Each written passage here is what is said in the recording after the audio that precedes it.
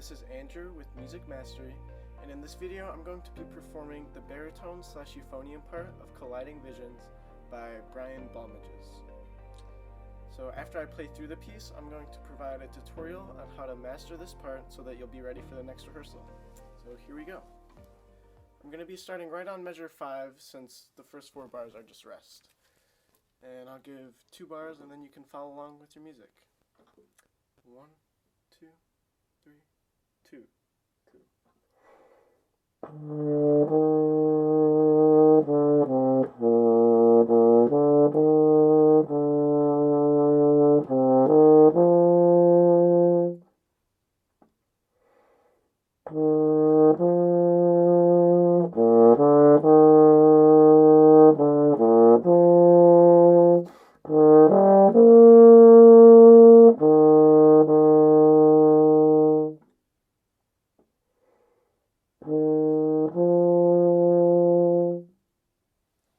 And now we have a tempo change, so I'm going to put on a metronome at 158.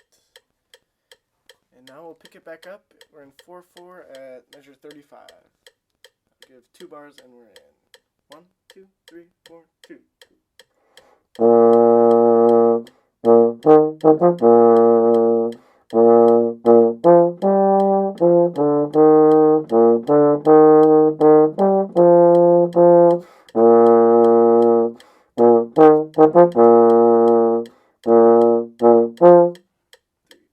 Two, 2, 3, 4, 3, 4.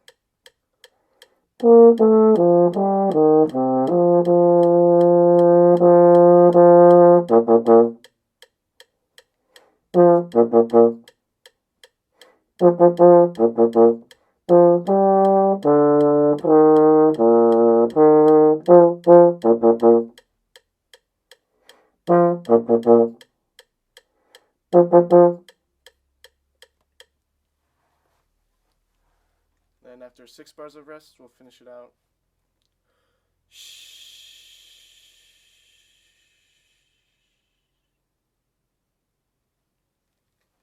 Alright, so I hope that performance was helpful. Next, let's go through the piece, phrase by phrase, and I'll provide some tips and tricks to make sure that you know how to practice all the elements in the piece. If you need more help with technique or something that wasn't covered in this tutorial, please make sure to go check out our fundamental videos that are in the lesson library. So to start, at the beginning, we're in 3/4, and we start with a soft dynamic of mezzo piano. And we're also at a relatively slow tempo with 60 beats per minute. So with this first section, what I want you to think about is playing with a lyrical style. And what lyrical style means is that we're playing with nice, smooth, connected notes, and in order to achieve that, we're going to have to focus on our airstream. So to do that, what I like to do is put my hand in front of my mouth, and then I just blow air as if I were blowing it into the instrument. And while you're doing that, just make sure that you're listening for a connection between each note, and also you can listen to hear if your tongue is stopping the air too much between the notes. So if we start at measure 5, that's what this would sound like. 1, 2.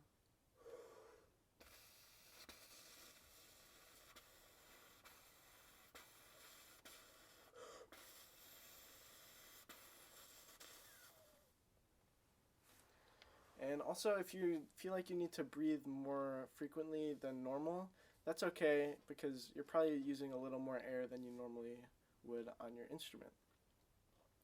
So once you make sure that your air is nice and connected between each note, you can add it back onto the horn, and it'll sound like this.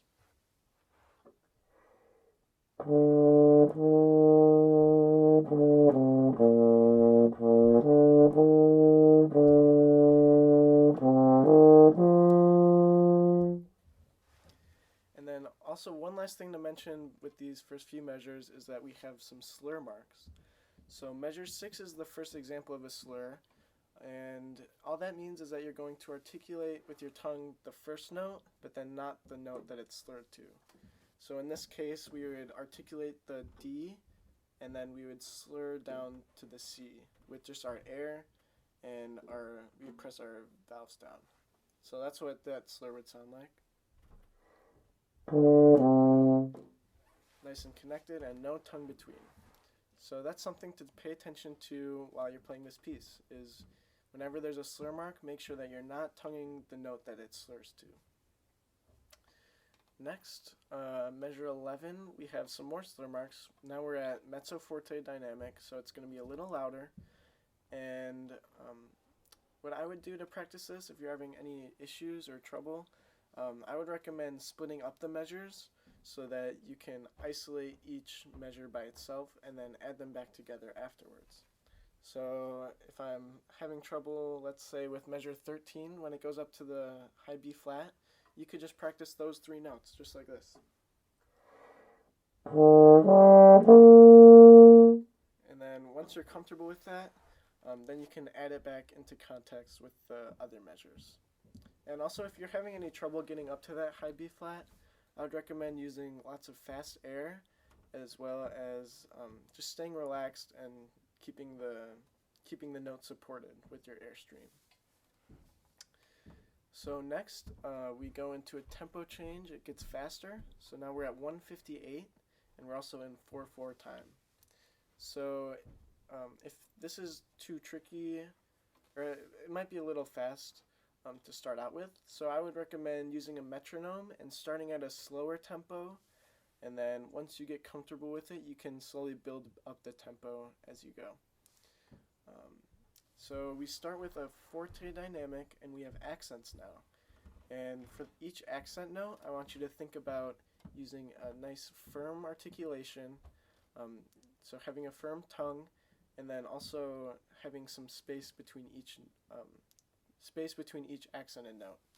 So if we start at measure 35, this is what those first few measures would sound like with accents. 1, 2, 3.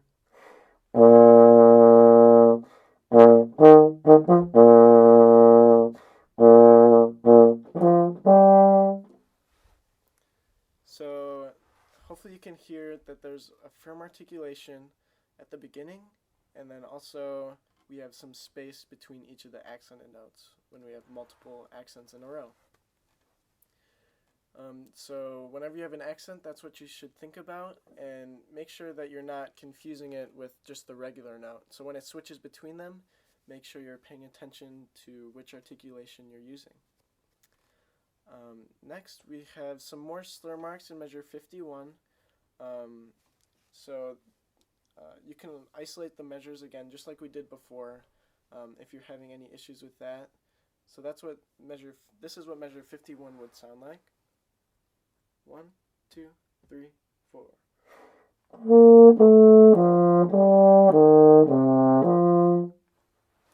So we have some bigger spaces between the slurs.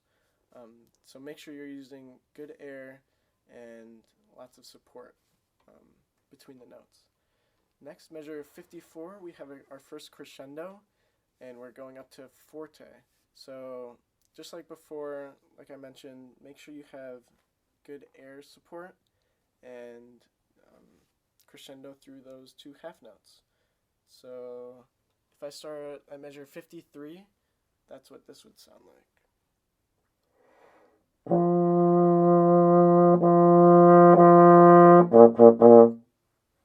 So you'll notice I got louder through those 2 half notes and used a lot of air to help with that. The last thing that I want you to think about during this piece is breathing whenever you have a rest. So, for example, you would want to breathe on beat 1 of measure 51 because there's a rest, and you come in on beat 2. So whenever that happens, you just want to take a nice big breath the beat before so that you can come in on time. So another example would be measure 56. You would want to breathe on beat 3 so that you can come in on the F on beat 4. But besides that, it's pretty straightforward until the end, and it switches back to 3/4 at measure 67, and then we just finish it out with shh. So that's all I have for today. I hope this video was really helpful to you, and if you're enjoying these videos, make sure that you encourage other members in your ensemble to join MusicMastery.band so that everyone in your section will have their parts mastered for every rehearsal. Remember, you get 3 requests per month as a member, and we're looking forward to helping you master your next piece of music.